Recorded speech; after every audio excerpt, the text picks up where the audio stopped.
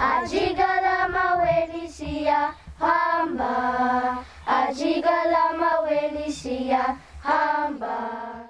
As the sun rises over the Akadis Mountains in the east, parents are waking up their young to get them ready for school. Soon their transport will be here and take them to what we believe is a God-given opportunity to break the cycle of poverty, neglect, and a very low standard of education. Minibuses, as well as teachers, collect the children from a radius of about 30 kilometers to bring them to school, the school known as Fynbos Academy. This is the foundation phase of St. Paul's Primary, an important part of the Fynbos Foundation which oversees and funds the project. Many of the children from the community live in precarious domestic circumstances where parents themselves are poorly educated and not in a position to give much educational support. Too many of the children drop out of the school system, resulting in the continuation of the vicious cycle of illiteracy and poverty.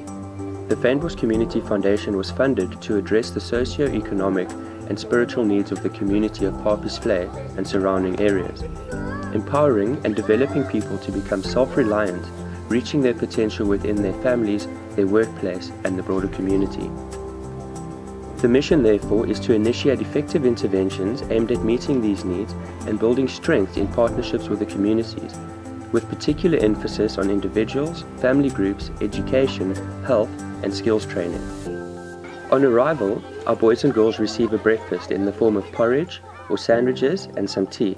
It is a fact that children cannot function on an empty stomach. We have two wonderful ladies by the names of Elsie and Danielle who help us with the chores at the school, and they also prepare the meals for the children. School starts at 8 a.m, where children line up outside and are greeted by the principal, Mrs. Joni Smith, and the staff. This year we added a class for 4 to 5-year-olds. We also have grade R, grade 1, 2 and 3, as well as another brand new addition, the grade 4s. Numbers have grown from 38 to 57, and we have a complement of 6 excellent educators who work with more or less 10 children per class and are achieving outstanding results. We also have a wonderful part-time teacher who helps out where necessary, as well as the school administrator. Whilst it is important to acknowledge that not all children are top performers, we are exceptionally proud of each and every one of our boys and girls. Our official language at the school is Afrikaans, but children also learn to speak English from grade 1. In just 3 years, our grade 3 maths pass rate in the ANA went from 0 to 100%. The language results are also good, jumping from a mere 25% to 77% in the same period. The Western Cape Department of Education officials are very pleased with the progress of our pupils and very happy with the performance of our school. At around 10 o'clock, the children break and have an opportunity to stretch their legs and eat a sandwich, which we encourage them to bring from home. Our parents do not have the ability to contribute financially, but we feel that they should at least try to send their children to school with a fruit or a sandwich. For those who don't have, we provide. The children have a safe, lovely playground where they can run, climb and play to their heart's content. At around 12:15, the children receive a cooked meal. For some, this might be the only meal they will get until the next morning's breakfast. All too soon, the bell rings, which indicates the end of the academic day. Children play outside until their transport arrives or teachers are ready to leave. Fortunately, they arrive home in the late afternoon, which doesn't allow for long periods of being at home alone until at least one parent arrives home from work. Over and above the education the kids receive, we have numerous other extramural activities to keep our kids happy and out of trouble. If we can get them to spend time constructively on something they enjoy, it goes a long way in helping that they don't fall into the vicious world of substance abuse and alcohol. This year we are fortunate to have the help of Christoph, who assists with the art classes. The children are so enjoying these lessons and their progress is simply astounding. We have a small choir who are invited to sing at events. They obtained a B+ in the local Eisteddfod, competing against choirs with 5 to 6 times their numbers.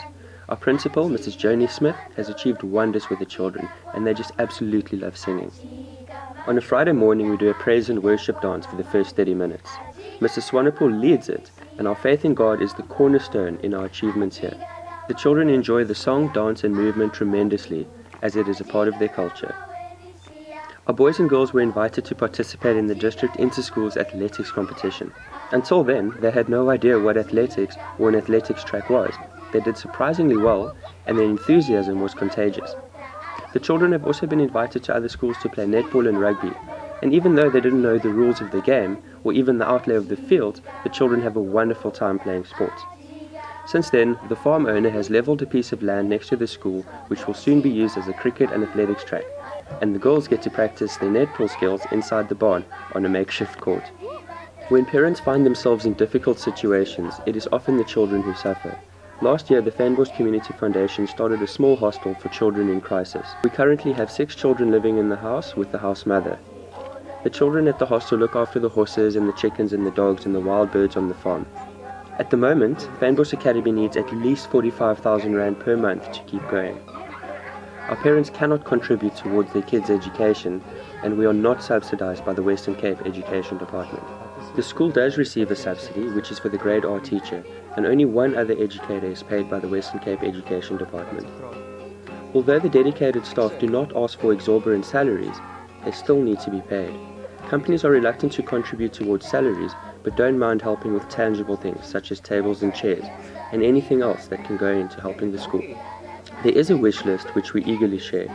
The staff have begun a Sponsor a Child for a Year program, and we're in serious need of a minibus to transport the children to and from school.